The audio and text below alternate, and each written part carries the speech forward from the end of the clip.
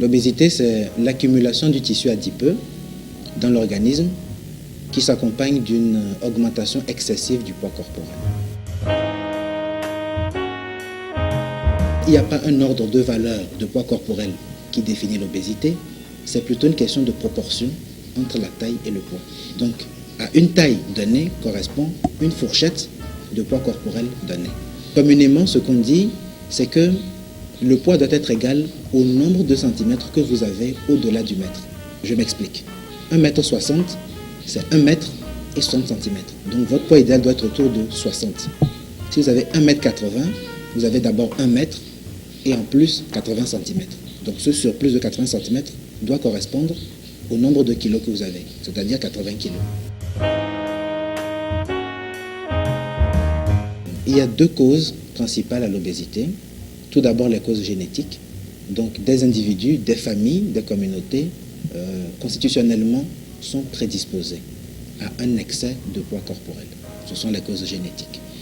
La deuxième cause, ce sont les causes socio-culturelles. C'est, disons, l'obésité acquise, celle qui s'observe après certaines pratiques en matière d'alimentation, les excès, la sédentarité, voyez-vous, et puis aussi la prise de médicaments pour des raisons diverses qui peuvent vous conduire tout simplement à un excès de poids corporel. Conséquences, il faut les envisager sur deux plans. D'abord sur le plan physique et sur le plan psychosocial. Sur le plan physique, il y a d'abord le retentissement direct de l'obésité sur les organes, lié d'abord à la pression exercée par le surpoids du corps. C'est ce qui détermine les arthroses, c'est-à-dire la dégénérescence des articulations. Vous avez donc des douleurs au genou, des douleurs au dos, et cela finit par même handicaper la personne qui a du mal à marcher. L'obésité, cette masse corporelle en excès, donne beaucoup de travail à l'appareil cardiovasculaire. Cela peut déboucher sur une hypertension artérielle. L'obésité, c'est également une pression qui peut entraîner des maladies digestives telles que la hernie hiatale, telles que le reflux gastro-œsophagien. Cela peut également gâter les veines. Lorsqu'on a un poids excessif, il y a un ralentissement de la circulation. Le sang tend à stagner dans les parties basses du corps humain, ce qui détermine donc des insuffisances veineuses avec les jambes enflées et des douleurs à ce niveau. Et donc aussi, les artères aussi peuvent en souffrir. Ce sont les conséquences physiques. Maintenant, ces conséquences physiques qui sont liées directement à l'obésité sont opposées aux conséquences indirectes, parce que l'obésité est parfois corrélée à d'autres facteurs de risque, tels que le diabète et le taux élevé de cholestérol. Et donc, l'obésité en combinaison avec les deux éléments que je viens de citer vont déterminer essentiellement des maladies cardiaques et des maladies des vaisseaux. En ce qui concerne le retentissement psychosocial, eh bien, il est la conséquence, n'est-ce pas, de l'altération de l'image personnelle, de l'image de la personne obèse. Et aussi, il est lié à la perte de la qualité de vie due aux maladies et aux douleurs, aux inconforts ressentis par la personne obèse. Donc cela va lui poser un problème d'intégration sociale, une restriction dans les jeux, dans les divertissements, et même aussi le sentiment d'être à l'étroit dans ses rapports sentimentaux, dans ses rapports avec l'extérieur. Et cela définit, au bout du compte, un malaise social.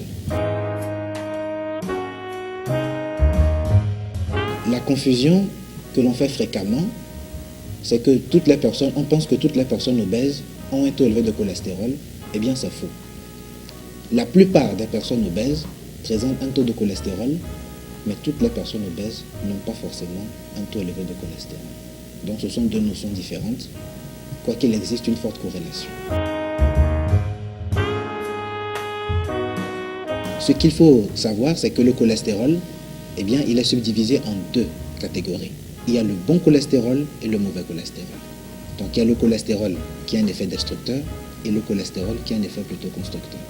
Donc sachez que le cholestérol n'est pas mauvais en soi, il est un constituant naturel et important de l'organisme humain, mais il faut éviter son excès, surtout l'excès du mauvais cholestérol.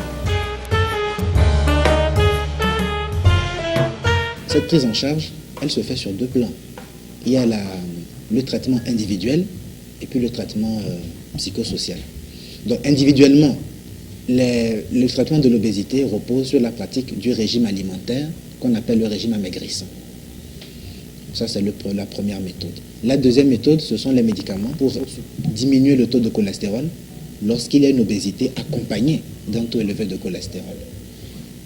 Il y a également des méthodes plus radicales telles que la chirurgie, qui consiste à placer des anneaux au niveau de l'estomac pour réduire la capacité de l'estomac et forcer la personne obèse à ne plus manger. Parce que dans ce cas, lorsqu'un anneau est placé dans l'estomac, si la personne obèse mange beaucoup, elle a tendance à vomir, ce qui la décourage d'exagérer en matière d'alimentation. Voilà.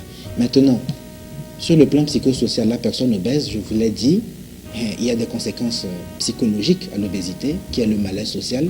Donc c'est quelqu'un qui a besoin d'une psychothérapie pour accepter d'abord son image personnelle. Mon propos final consiste en des conseils pratiques pour lutter contre l'obésité. Donc, dans la pratique alimentaire, nous devons éviter de manger les produits gras, d'exagérer sur les sucreries, de lutter aussi contre la sédentarité, rester sur place, puisque cela favorise également l'obésité. Mais au-delà de toutes ces mesures qui tendent à réduire le poids corporel, les personnes obèses doivent également apprendre à s'accepter, parce que le taux de réussite dans la correction de l'obésité est limité par le fait que l'obésité a parfois une cause génétique, c'est-à-dire irréductible. Dans ce cas-là, il faut que la personne obèse apprenne à s'accepter et que la communauté environnante aussi apprenne à l'accepter telle qu'elle est.